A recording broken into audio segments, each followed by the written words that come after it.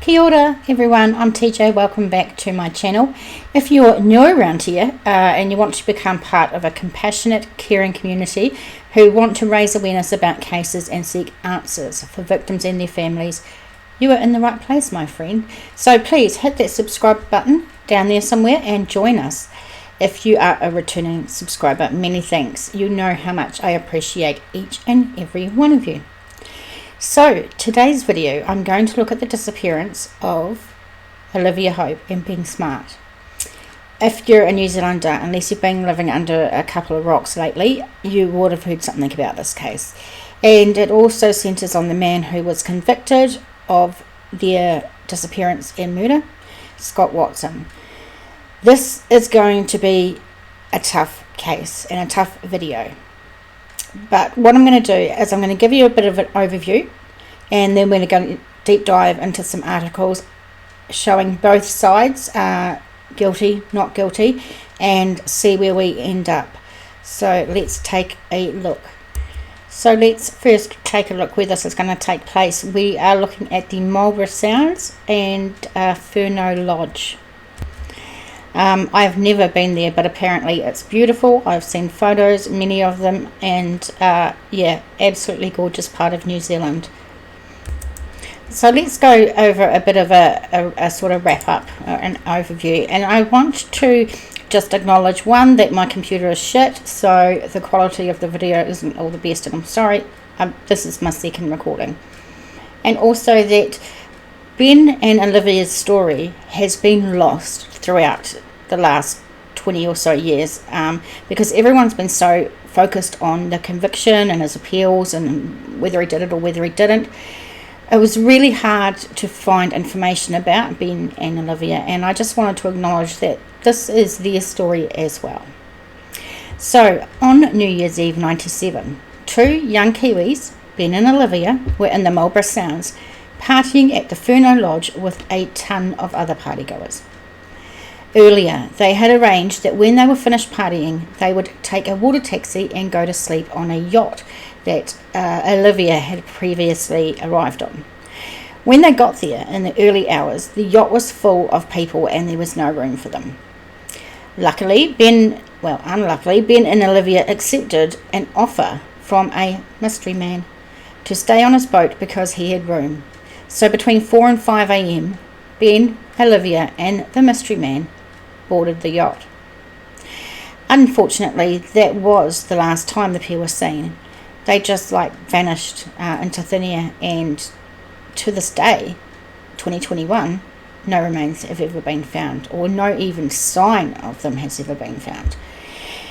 Ben and Olivia's parents reported them missing on the 2nd of January. I can imagine that they were probably thinking on the 1st of January they were probably sleeping it off somewhere after the partying the night before. Police started looking for the pair on the 2nd of January and would continue to search and investigate for months. Police would eventually come up with a suspect in his disappearance.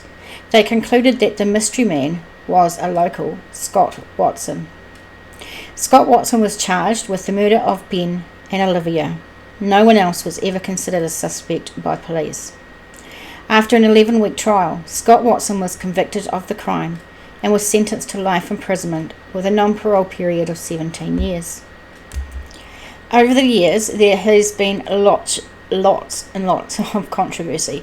There are a lot of people that believe Scott Watson was not the mystery man, and that he was essentially targeted, railroaded by the police, and that they had tunnel vision. For some reason they wanted it solved and they wanted him to take the rap for it, and he's innocent. Heaps of people.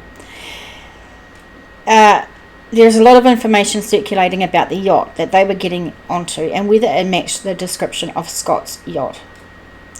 Scott Watson is still in prison. He has unsuccessfully tried to appeal his conviction, and he has been denied parole at least twice so far. I have to say that when I went to research this case, there is so many articles, so many podcasts and books. There is no way I would ever be able to look at everything or listen to everything. So even though we're going to go into a bit of a deep dive into evidence and that on both sides, and it's going to take a while, I just won't be able to cover everything. It's just absolutely impossible. Half of New Zealand thinks he's guilty, half of New Zealand thinks he's not. So let's see what you think at the end of this. It might be a long one, guys. Make yourself a coffee, grab a snack, and let's take a look. So I'm going to start with this article from rnz.co.nz, and Ben Smart, Olivia Hope and Scott Watson, a timeline. So I just thought a bit of a timeline might be a good start to get a feel for how things happened. So this was released in 2020.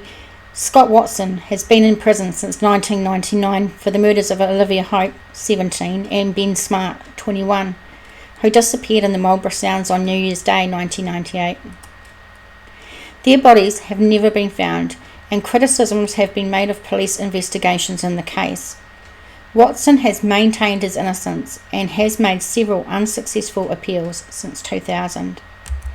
Yesterday, Justice Minister Andrew Little announced Governor General, Dame Patsy Reddy had referred Scott Watson's convictions for murder back to the Court of Appeal. Here is a timeline of the events since Ben and Olivia were last seen alive. December 97, January 98. Friends Ben and Olivia travelled to Furneaux Lodge in the Marlborough Sounds for a New Year's Eve party. The last time they are seen is about 4 a.m. on the 1st of January, when the pair were dropped off at a yacht on a water taxi operated by lodge bartender Guy Wallace. Ben and Olivia planned to sleep on the chartered yacht Tamarack, which Smart had arrived on, but found that the berths were all full. 3 other passengers are travelling on the water taxi. One of them is a single man who offers the pair a place to sleep on what he claims is his yacht. There is a bit of controversy, or a bit of whether he said it was his yacht or whether he was working on the yacht at the time, but this is Mystery Man. Guy Wallace, lets Ben and Olivia off with the man. This is the last time they are seen alive. Police investigations begin on 2nd of January after Ben and Olivia are reported missing by their parents. The case is assigned the name Operation TAM, abbreviated from Tamarack, and there is speculation the pair had been murdered. Months of extensive searches of the area follow, but no bodies were ever found. Detective Inspector Rob Pope takes over the police investigation and decides Picton resident Scott Watson is the unknown man, the mystery man, aboard the water taxi. However, Guy Wallace is adamant he dropped Ben and Olivia off at a wooden, 2-masted ketch, a description supported by another witness on the water taxi, while Watson owns a single-masted steel loop called Blade. 1998. Watson is arrested for the murders of Ben and Olivia in June, while there are still hundreds of witnesses yet to be interviewed. 1999. Scott Watson is convicted for the murders of Ben and Olivia in May after an 11-week trial, with 500 witnesses. They did that pretty quickly for 500 witnesses. That's insane. He is sentenced to life imprisonment with a minimum non-parole period for 17 years. In 2000, the defence appeals Watson's conviction and takes the case to the Court of Appeals in April and May of 2000. However, the 3 appeal court judges decide there is no new evidence to recommend a second trial. In November that year, after the Court of Appeal hearing, one of the witnesses who testified at Watson's trial tells the NZ Herald that his evidence in court was nothing more than an act, and that he was pressured by police to testify. 2003, Watson's lawyers take the case to the Privy Council in November, but no grounds for further appeal are found. 2009, Watson petitions the Governor General for a royal pardon. In 2013, then Justice Minister Judith Collins advises the current Governor General Sir Jerry Matapirai that Watson's application for a royal pardon should be declined. 2015, Watson is denied parole in June due to failed drug tests and a psychological report that places him at, quote, a very high risk, unquote, of committing violent acts if released from prison. Well, I can tell you over the years that there's been more violent people let out of prison on parole and bail than what he appears to be. Not saying that he is not violent, but yeah, just from what I have seen. But you can't tell a book from its cover, can you? So don't listen to me. However, Watson manages to successfully challenge the Department of Corrections in court after being denied an interview about his case by North and South journalist Mike White. Watson's planned interview with White goes ahead as planned. He tells White he is still angry at the way he says he was treated by police during the murder investigation. He feels he was picked out by the police from all the people who were at Furneaux Lodge that night. He feels he was focused on very early, and the police pursued him despite there being no evidence and made a case against him, and convinced many of the witnesses to give evidence against him and perhaps twist some of the evidence, White tells Morning Report at the time. Big claims coming already. 2016. In August 2016, Watson goes back before the courts for a judicial review, in the hopes that White can report on his first ever meeting with Gerald Hope, the father of Olivia. Corrections opposes White attending the meeting in his capacity as a journalist on the grounds that it's not necessary. In November, Corrections gives the go-ahead for the meeting between the three. The resulting interview is published in North and South magazine in January 2017. Couldn't find it, couldn't read it. Also, in 2016, Watson is denied parole again and will not get another bid at freedom for 4 years. 2017. A second application for a royal pardon is filed on Watson's behalf by Auckland man Brian McDonald, also a convicted killer. The application is centred around the reliability of 2 blonde hairs, believed to be Olivia's, that were found on a blanket on Watson's boat. June 2020, Justice Minister Andrew Little announces Governor-General Dame Patsy Reddy has referred Watson's case back to the Court of Appeal. This will be the 4th time that Watson has challenged his convictions for the murder of Ben and Olivia. So a lot to unpack on that. He made some huge claims about the police and how he thought that they targeted him right from the beginning. He makes it very, very clear. Also, this guy has maintained his innocence right from the word go. There has never been any doubt in his mind. From what I have read in his parole hearings, they want him to admit guilt and take responsibility for his actions. And he refuses to do that. So he still sits in jail, denied parole, continuing to appeal his conviction. I don't even know when they run out. Surely he can't keep doing that. Let's move on. So we're going to read an article that is from the Scott Watson being innocent side.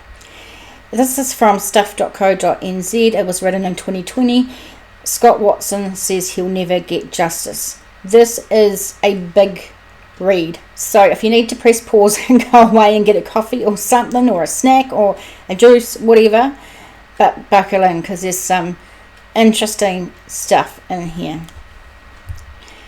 When Scott Watson heard in June that his case would be reconsidered by the Court of Appeal, he thought he had finally got another chance to prove his innocence.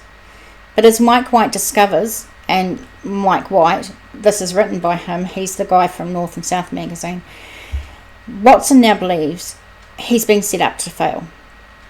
Scott Watson is so convinced the authorities are determined to keep him in jail no matter what, he is considering walking away from an appeal he's fought to get for 20 years. Convicted of murdering Ben and Olivia at a New Year's party in the Marlborough Sounds in 1998, Watson believes a recent report into his case shows he will never get justice in New Zealand. Watson has always insisted he is innocent of the murders and has sought to overturn his convictions numerous times. In June, the Justice Minister and Governor-General accepted his second application for the Royal Prerogative of Mercy and referred the case back to the Court of Appeal. Okay, I've never heard of the Royal Prerogative of Mercy. You might have to look that up. I might have to look it up as well. This was based on a report from retired High Court Judge Sir Graham Pankhurst, who said new forensic evidence should be examined by the courts. This here is Chris Watson. This is his dad. So Watson's father, Chris, says his son's joy at finally getting some good news was dashed when he read Pankhurst's report. In the report, Pankhurst says DNA testing on 2 hairs found on Watson's yacht, which were considered likely to have come from Olivia, had legitimately been called into question by 2 experts, but the remainder of his report seemed to go to great lengths to damn his son, according to Chris Watson. Chris says about Pankhurst, he's done what everyone else has done. He's cherry-picked the bits that suit his narrative. He seems to be fighting to prove the Crown case for them. He's bending over backwards. If there are 2 options for how you look at something, the worst one for Scott will be chosen. Moreover, his report contained factual errors, unsubstantiated theories, and suggestions that defied logic and evidence, he claimed. I'm angry, but I've been angry and I've seen these sorts of things before. We've been to appeal courts and I don't really believe that we're going to get a satisfactory result from these people. I'd like to think we would, but it's pretty much a fairy tale, truth and justice. When Ben Smart and Olivia Hope disappeared, after seeing in the new year at Furno Lodge, it didn't take long for police to focus on Scott as the likely culprit. The young friends had returned from the party to a yacht Olivia had arrived on, the Tamarack. When they found there was no room to sleep there, they got onto a water taxi which was dropping off 2 other people to Tamarack. Ben and Olivia asked the water taxi driver, Guy Wallace, if there was anywhere to stay on shore, at which point another man on the water taxi said they could stay on his boat. Mystery man. They were last seen getting onto a yacht with this mystery man around 4 a.m. that morning. Believed to have been the victims of foul play, their bodies have never been found despite extensive searching. There were more than 1,500 people at Furno that night and around 100 boats. Yet within a week of the couple being reported missing, the police inquiry had centred on 26-year-old Scott Watson. So he was only 26 when he got arrested, and what a long time. I think he's just over 50 at the moment, or around 50. The man heading the investigation by this stage, Detective Inspector Rob Pope, later claimed Watson began to, quote, sorry for the laugh, stick out like dog's balls, unquote. And yes, that is a quote that we use here in New Zealand. Don't really hear it from police much, but there you go. But could only support this by saying Watson had the right sort of agenda and pedigree. This cop has got some interesting ways with his words. Considered trouble by local cops, seen as rough and rude and with a bunch of convictions from his youth, Scott Watson lived alone on his yacht, Blade.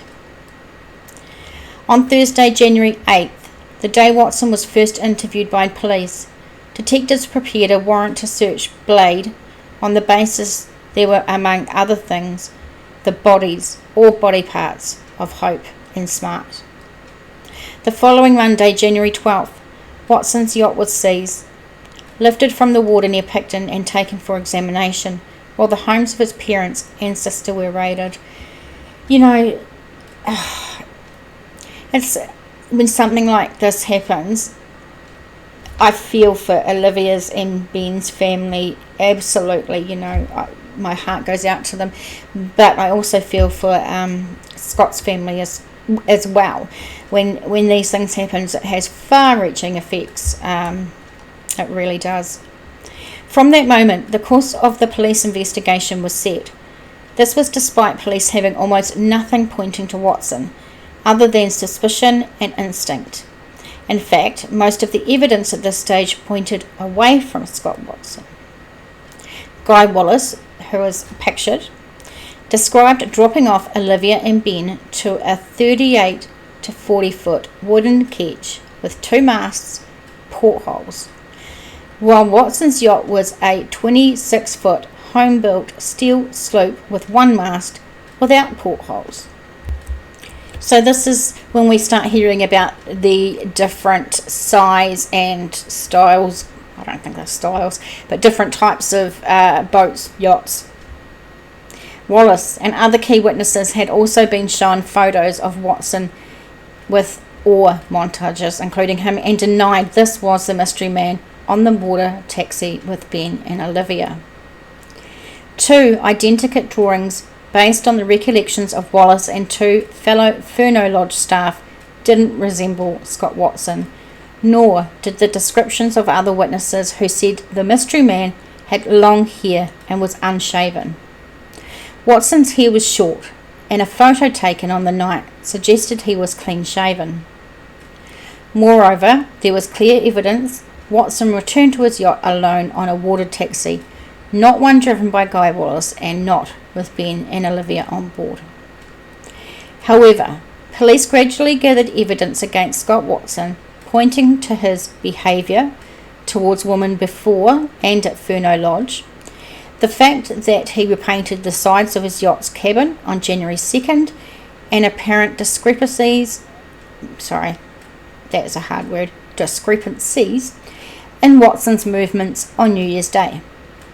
But their strongest evidence by far were the 2 hairs police said were found on a blanket on Watson's yacht, which tests suggested were Olivia's. After Watson was arrested in June 1998, police also produced 2 jailhouse snitches who claimed Watson confessed to them in prison. Watson was convicted of the murders in May 1999 following a 3-month trial and was sentenced to at least 17 years in jail. He remains in Christchurch's Rolleston prison, having been denied parole twice. This is Judge Pankhurst, who released this document. When Scott Watson applied for the Royal Prerogative of Mercy in 2017, a previous application he'd made actually was turned down in 2013, the Ministry of Justice asked Sir Graham Pankhurst to review the application. Pankhurst is a well-respected former High Court judge who presided over David Bain's retrial and headed the Royal Commission into the Pike River mine disaster.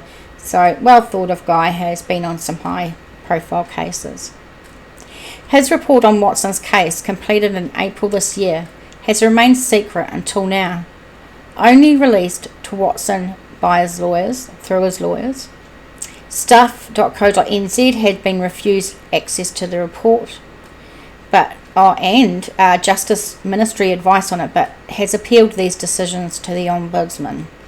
However, Chris Watson, his father, as his son's power of attorney, is so incensed by the Pankhurst report that he has revealed what is in it. So before we get to this report, there's some stuff going on already. So we've got the difference in the boats, or the difference in the yacht. The 2-mast versus Scott's one, which is 1 mast, which I'll show you in a minute. We've got him being railroaded, these 2 hairs that allegedly, or no, what was the word? Suggested that they were Olivia's. We've got Scott maintaining his innocence right through again, and then we've got eyewitnesses who said that mystery man had long hair and facial hair. He was unshaven, and we've got a photo coming up of Scott Watson on that night, pissed as a mute by the looks of it, but he has short brown hair and he is clean shaven. So we'll take a look at that too. Let's get back into it. So let's move on to the report.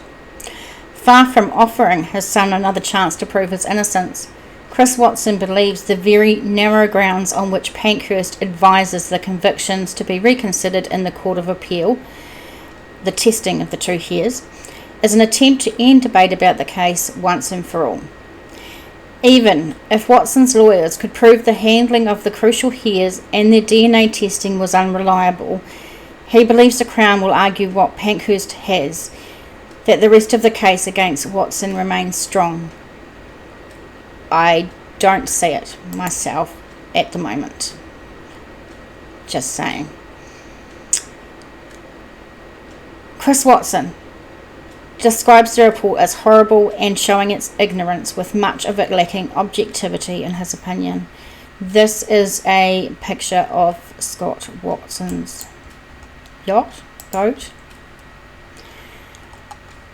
For example, in the report, and considering whether there was evidence that Watson cleaned up his yacht after supposedly murdering Ben and Olivia, Pankhurst says, the evidence of wiped surfaces free of fingerprints is, save for those of Mr. Watson and his sister, sinister. However, at Watson's trial, a Crown expert testified only 30 to 50% of hard surfaces in Watson's yacht had in fact been wiped down, and that the number of fingerprints was no more or less than would be expected. Watson always insisted he cleaned his yacht from seawater and salt spray after a rough trip from the North Island shortly before New Year. In a particularly damning passage, Pankhurst goes on to seemingly allege Watson's sister, Sandy, was involved in covering up the crime, despite police never producing any evidence of this or charging her with being an accessory after the fact or any other crime. Pankhurst says, given that this clean-up must have occurred when they went sailing soon after Mr. Watson returned to Picton on 2nd of January, this evidence adds to the picture of a boat owner intent on quickly changing the appearance and sanitising the interior of his boat. Ms. Watson's involvement in this probably indicates why a decision on whether to call her as a defence witness was required and why a decision not to do so was taken. Scott Watson actually returned to Picton on January 3rd. Sandy Watson is outraged, I don't blame her, at the accusation and says Pankhurst has made things up. He's just saying that I was complicit in it. Am I going to get charged next week or something? Are they going to put me in jail now? It's upsetting. It's so upsetting. Far from the lack of other fingerprints being sinister, Sandy Watson says it should be further evidence that Ben and Olivia were never on Blade. Every year this goes on, it looks more and more like a cover-up. Who are they people in the positions of authority protecting? In another passage of his report, Pankhurst says, Scott Watson's conduct from daybreak and thereafter was also sinister and strongly consistent with the actions of someone intent on concealing incriminating evidence and avoiding detection. Chris Watson rejects the claim as baseless and believes it shows Pankhurst has not been impartial. He injected steroids into stuff that has no strength at all, said Chris Watson. Pankhurst also questions whether a photo of Watson at Furneaux, appearing to show him clean-shaven, can be relied on. He suggests the camera flash may have erased Watson's stubble, yet, conversely, made others in the photo appear unshaven when they weren't. Instead, Pankhurst says there is ample evidence that Scott Watson was in fact unshaven, as most witnesses described the mystery man. So take a look at this photo for a short while. You can see Mr. Watson in the middle there, looking very drunk, but he certainly, to me, looks clean shaven, and he looks like he has short hair. Just saying. We'll get more into it after. That photo should be the thing that makes him more sceptical about the Crown case, not less, says Chris Watson, but he brushes it aside and says the camera lied. You look at that statement and can only think he's got an axe to grind. He also accuses Pankhurst of being selective about key witness Guy Wallace evidence and whether he is reliable or not. Guy Wallace is supposedly absolutely right about some things, even though he's not to be trusted. You can't have it both ways, can you? It's like the secret prison witnesses. If they're unreliable, why rely on them? Chris Watson criticises Pankhurst for accepting the police theory the killer had to be a lone sailor. Watson was one of only 2 yachties who arrived at Furneaux on their own. But Chris Watson insists there's no basis for believing there could only be of one offender.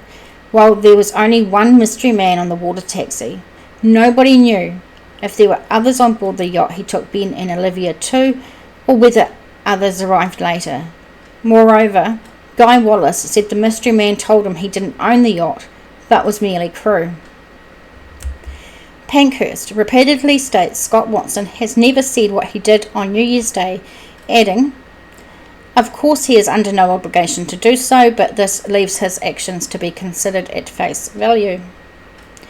But Chris Watson says for 22 years, his son has clearly stated what he did on New Year's Day, in police statements, through his lawyers, and in media interviews.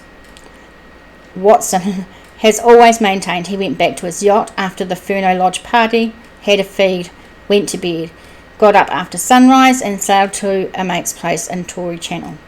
The next day he painted the cabin sides of his yacht, as he had discussed previously, with paint from the property.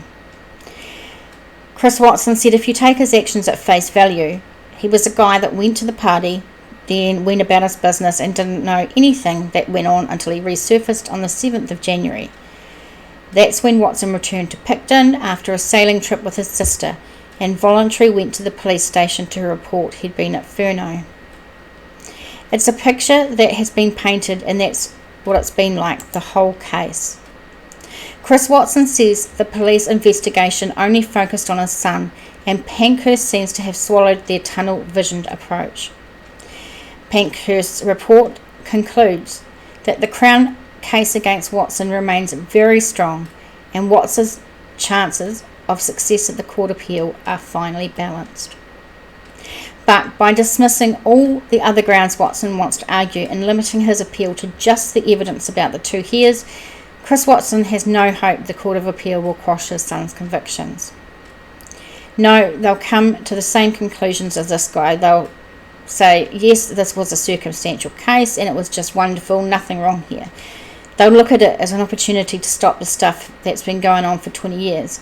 The system has got its ramparts to protect, and they don't like people digging holes underneath them. It's not justice, it's politics. What he's trying to do is put the case to bed, but there's one last thing preventing them doing that. That's the DNA evidence.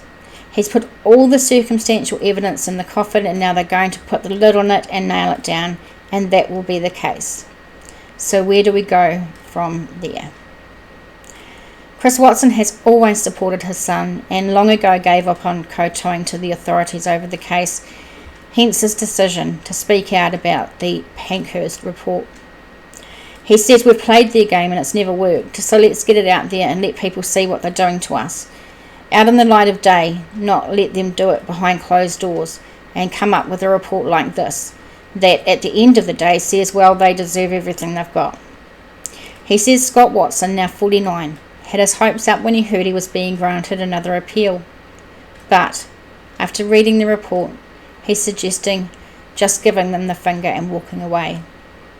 I'd hate to lose an opportunity, but I don't think it's a viable one. But you have to play the game even though you know you're going to lose. Watson's appeal is unlikely to be heard until next year. It is understood that despite the advice from Pankhurst and the Ministry of Justice, the exact grounds of the appeal and what can be argued in the Court of Appeal will need to be signed off by Cabinet. Scott Watson's lawyer, Nick Chisnell, did not want to comment on the Pankhurst report, given that the case would shortly be back before the courts. The Ministry of Justice also declined to comment for the same reasons. Pankhurst was approached for comment but did not respond.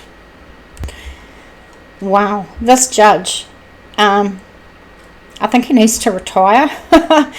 There's something wrong in his brain. There's some stuff going on and things that he said that are really bad. I'm not saying that makes Scott Watson innocent. It's just that I think he's been given a raw deal in some aspects. One of the things that pisses me off the most is about the sister.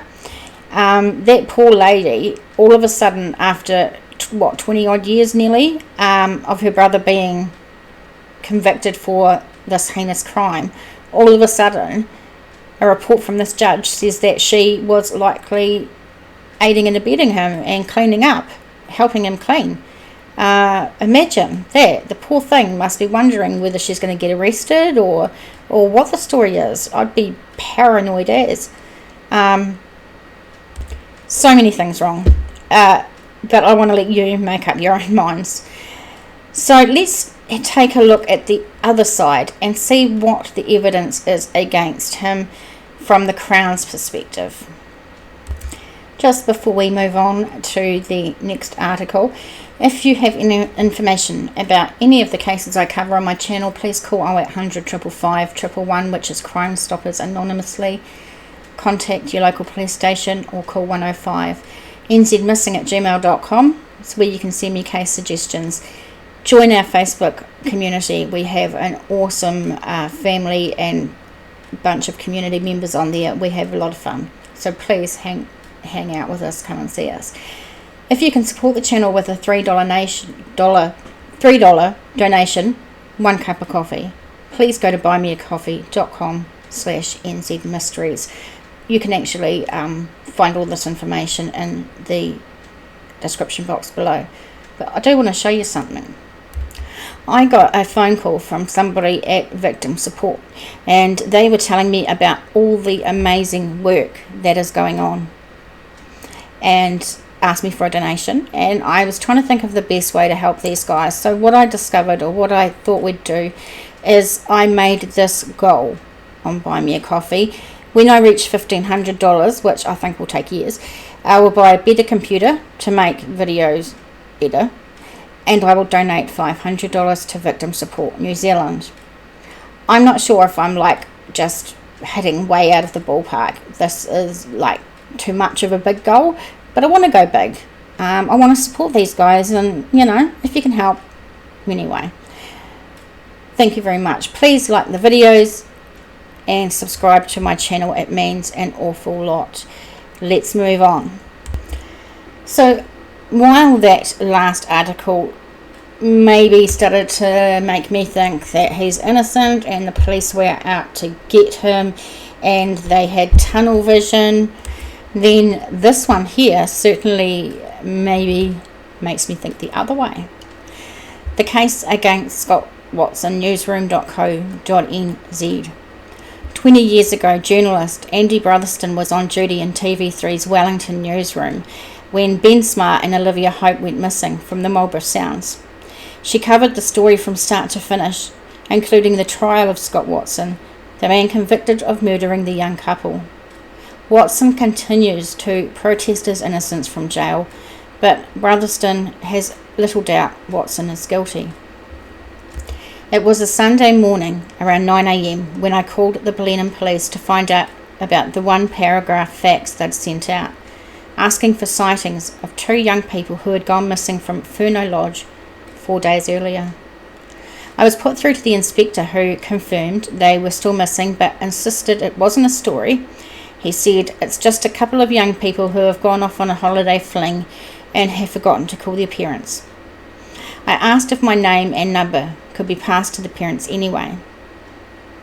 Less than 5 minutes later, the phone rang. It was Gerald Hope. He asked us to come over and do the story. He knew something was wrong. I'll never forget the desperation in his voice. A lot of parents in true crime stories and videos say the same thing, that they instinct just tells them that something's wrong. We're all familiar with what happened next. Ben and Olivia never came home. Scott Watson was convicted of their murders and sentenced to life in prison with a minimum parole period of 17 years. I covered the story for TV3 from the very beginning to the very end, and was one of the 13 journalists on the media bench who sat through the entire trial. Unlike the jury, We didn't have to keep an open mind. In fact, at the beginning of the trial, most of us thought the Crown was on a hiding to nothing and Watson would walk. It took 3 months to present and test the evidence, and at the conclusion, the jury returned a unanimous guilty verdict. While the jury deliberated, we conducted an anonymous poll of the media bench. 12 of us believed Watson was guilty. 1 wasn't convinced. So this here is Guy Wallace writes the words 38 to 40 foot catch. Notice the question mark and the word catch is underlined twice. We might read more into that. Campaigners chip away. Watson's almost run out of options to overturn his conviction, but his campaigners continue to chip away at the public's confidence in the police investigation by selectively relitigating the case. Some of the key evidence has been cited out of context, so often it has become misleading, while other evidence that undoubtedly influenced the jury has long been forgotten. It seemed relevant to reintroduce background information and context that was presented in court. There is ongoing debate about whether the catch, that water taxi driver Guy Wallace says he dropped Ben, Olivia and the mystery man off at after a night of partying at Furneaux Lodge, ever existed at all. This is important because although Scott Watson's yacht was moored in the exact place Wallace dropped Ben and Olivia, Watson had a single-masted sloop, not a double-masted ketch. The focus of this circular discussion has centred on the validity of the endless ketch sightings from New Year's Day onwards. But in the end, what proved that the ketch didn't exist was the absence of sightings of it on New Year's Eve. There were no reports, witnesses' accounts, or evidence that could answer the following questions. When did it arrive in the Endeavour Inlet? Where did it sail from? Where did it moor or anchor on New Year's Eve? Where are the witnesses who saw it before New Year's Day? Of the thousands of photos police collected from the 1,500 plus people at Furneaux Lodge that night, why wasn't there one single photo of it? There were more than 100 boats moored off Furneaux Lodge that night, most of them skippered by their owners or experienced boaties. If anyone was going to notice this distinctively ornate ketch, then it would have been those boaties. Police interviewed all of them. None of them saw it. Several reported seeing a very similar boat, a ketch-rigged scow anchored off the Furneaux jetty, which was ruled out early in the investigation. No one saw the ketch. Guy Wallace described a 40-foot ketch with brass portholes and ornate roping, a beautiful yacht. If it sailed in and set off Furneaux, it would have been seen. It would be like a 1965 Mustang convertible in mint condition sitting amongst Toyotas, Hondas and Suzukis on the lot at Turner's Car Auctions. Sure, some car buyers wandering through wouldn't notice it, but classic car lovers would. I definitely would, that's for sure. They'd probably photograph it too, just as the boaties in Furneaux Lodge that night would have. Even if the ketch slipped in after dark, there were people moving around all night, between vessels, to and from the lodge, and sitting on their boats until 4 a.m. But nobody saw it. The ketch mystery deepens. Further, Guy Wallace reported dropping Ben and Olivia and the mystery man to a vessel that was in a raft of 3 yachts. All of the moorings of Furneaux Lodge were in use that night, so some shared a mooring by tethering to each other, a technique known as rafting up. That means Ben, Olivia and the mystery man were dropped off at a yacht that was tied up and adjacent to another yacht, and that yacht was tied up and adjacent to another. Boats are closely connected in a raft. You can climb over the railings from one to the other. Yet, no skipper, or indeed any of those on board any of the vessels, saw the ketch arriving or reported being asked by the ketch to raft up at any stage during the night.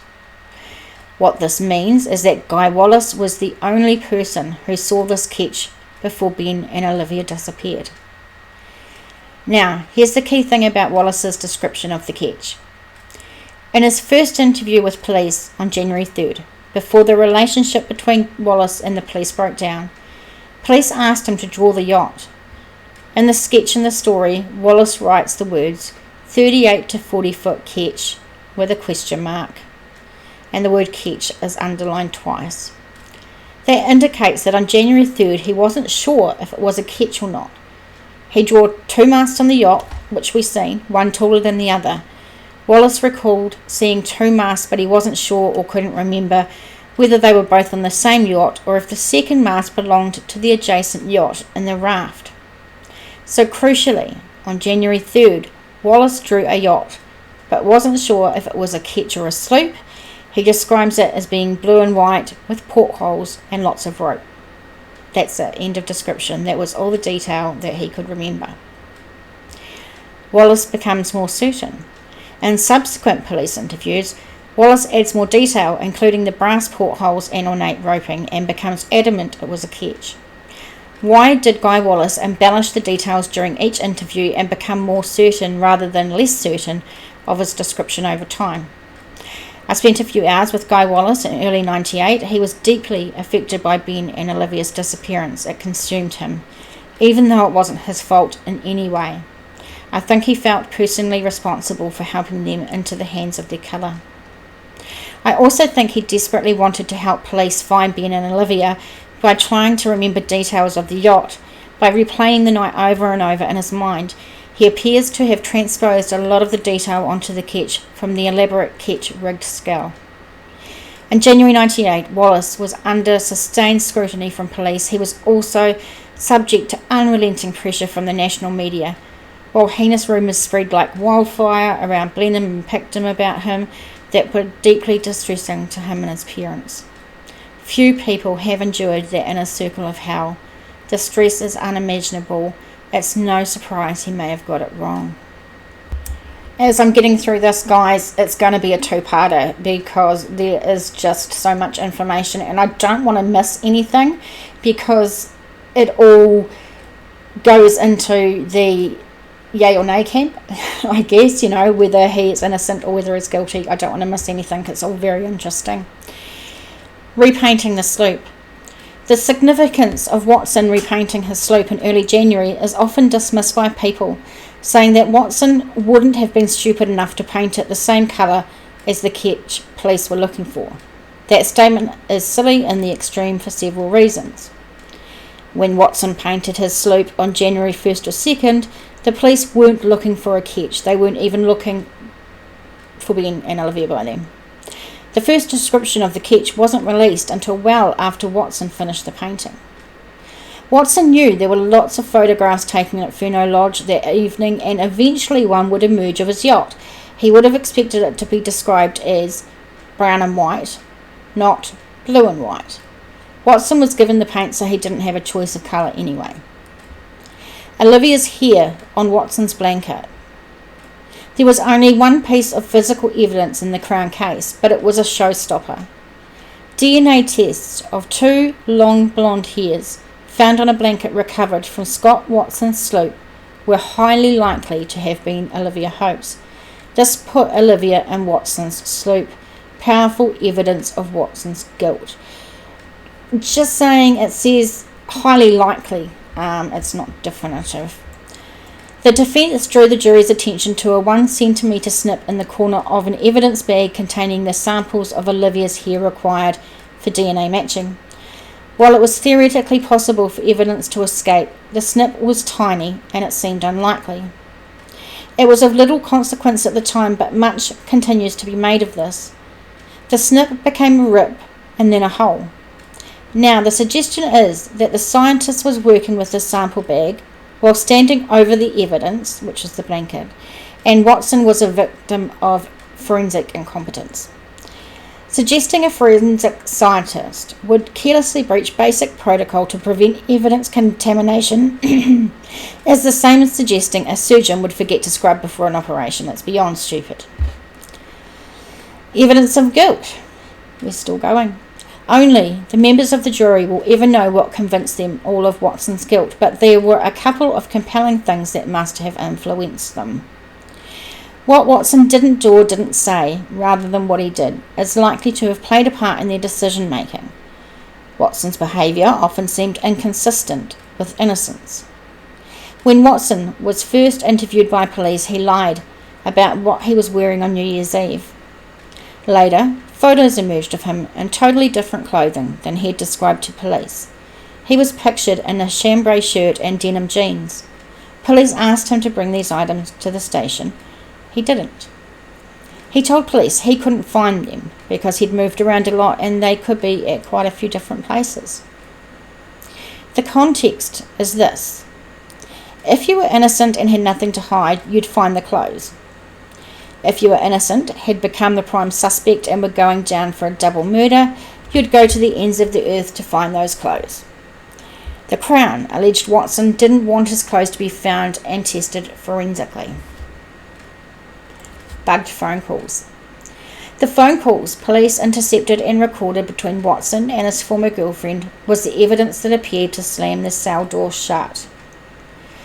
It's also evidence that only those in court have ever heard in full. It's been forgotten. Yes, it's the most compelling. Police recorded 70 plus hours of Watson's phone conversations, and during that time they regularly fed Watson's former girlfriend questions to ask.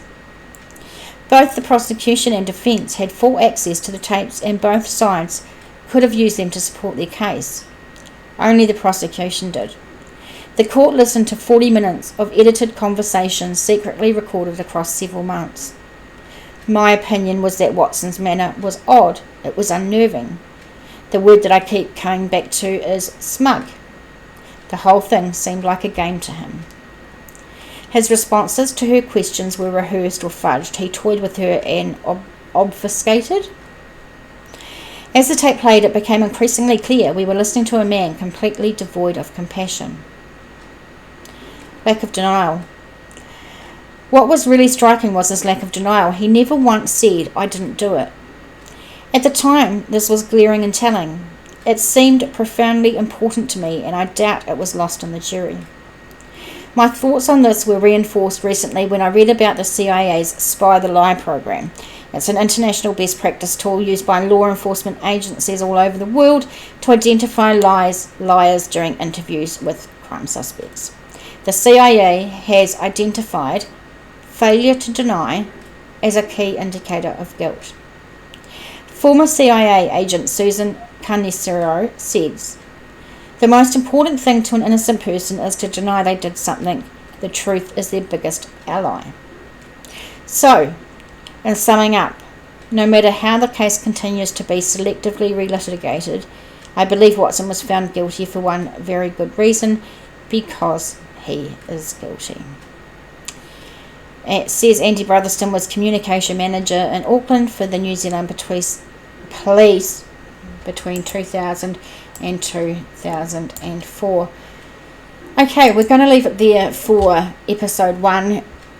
There's a lot of information that we've covered, and now I'm 50-50. I thought that I was on one side when I read out the first article, and now when I'm hearing about some of the stuff on the other side, now I'm leaning to that side a wee bit. So I want to go over a few more things that have happened regarding his case in part 2, which will be in a couple of days. I will see you then. Be kind and be safe out there. Bye, guys.